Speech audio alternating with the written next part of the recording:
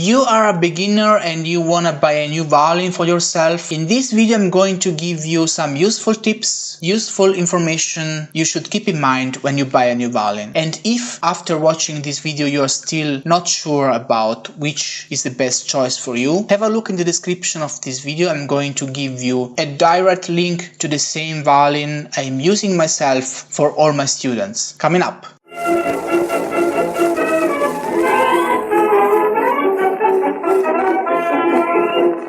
Hello everyone, welcome back to Violin Lesson Online. This is a free online violin school for absolute beginners as well as for advanced players. If you are looking for free violin lessons, this is the right place for you. Make sure to subscribe to my YouTube channel and hit the bell notification icon. Follow me on Facebook, Twitter, Instagram, visit my website so you won't miss anything. Please let me know your opinions, questions, thoughts. Simply use the comment section below. So many people are asking me what is my opinion about buying a new violin. They want to buy a new violin and they don't know what to look for, where to buy, where to go, how much money they should spend and all these things. Well, first of all, the first question you should ask yourself is how much money you want to spend on that. Well, if you are a millionaire, then you should definitely go for an old Italian violin. That's for sure maybe the best money investment you could do, and if you have that money, go for it. If you have money to spend on that but not so much, then you should consider buying a handmade modern violin, which could cost between 10,000 euro till maybe 50,000-60,000 euro. If you are a beginner and if you're just trying things out and you don't want to spend too much money on that, I would say spending something like 300 euro till 1000 euro would be a good price range. But there are so many things you should pay attention to when you buy a violin. First of all, a general rule is that not always a more expensive violin, like a 1000 violin, is better than a 300 euro violin. There are so many things you should pay attention to, and buying a more expensive violin just because it's more expensive and you were expecting it to be better than a cheaper violin, that's not the right way to go. But a very important thing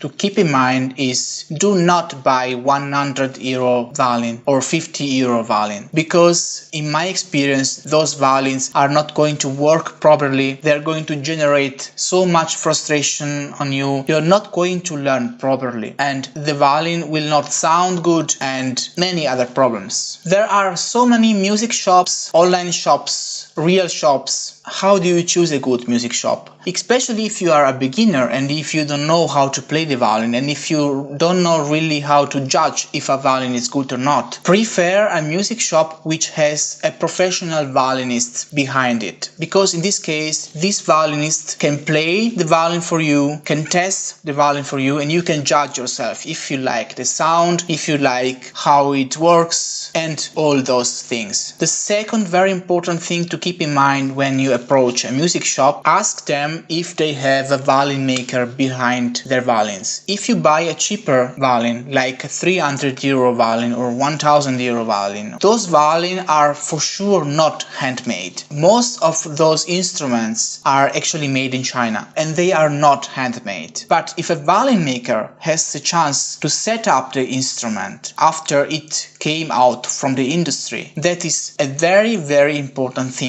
because there are so many things which must be set up before that violin can be actually played. For instance, the height of the bridge, the curve of the bridge, the distance between the strings, the height of the top nut, the pegs, the position of the sound post. All these things must be personally set up by a violin maker. So your music shop should have a professional violin player who can test the instrument for you, who can play the instrument for you, and it must have a violin maker who can set up the instrument for you. All these details are so important. When you practice every day, you get used to distances, to heights, to the curve of the bridge. And if all those things are not right, you're not going to learn the violin technique properly, and the violin is not going to sound good. When you buy a violin, do not count too much to very good customer reviews or amazing photos or all those things. When you buy a new violin, of course, you should control that it has all the important components already in place. 4 pegs, 4 strings, the bridge, the tailpiece with 4 fine tuners, and not like in my case only 1. You need 4 fine tuners. The chin rest, the sound post, and if you are buying a violin set, you should get also a bow, violin case, the rosin, and all those little things. If you have no idea where to buy your violin, have a look in the description of this video. I will give you some useful links. You need to choose also the right violin size, and that's especially important when you're buying a violin for your children, for example. If you don't know how to choose which is the right size for you,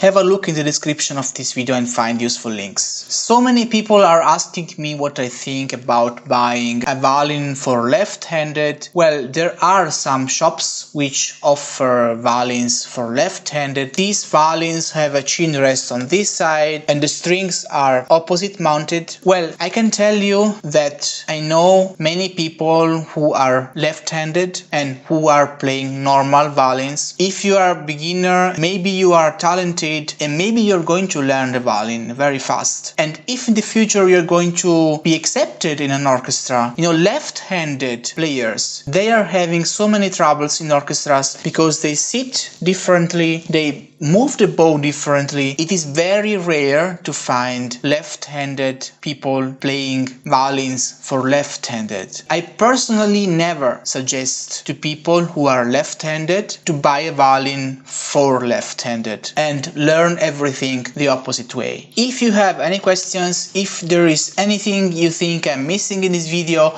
or if you have any special request on which video you would like me to do next, simply let me know in the comment section below. Make sure to subscribe to my YouTube channel and hit the bell notification icon. Follow me on Facebook, Twitter, Instagram, visit my website so you won't miss anything. I really hope you liked this video, and if you did, then give it a big thumbs up and share it with your friends. So that's all for now. Thank you so much for watching and I'll see you next time.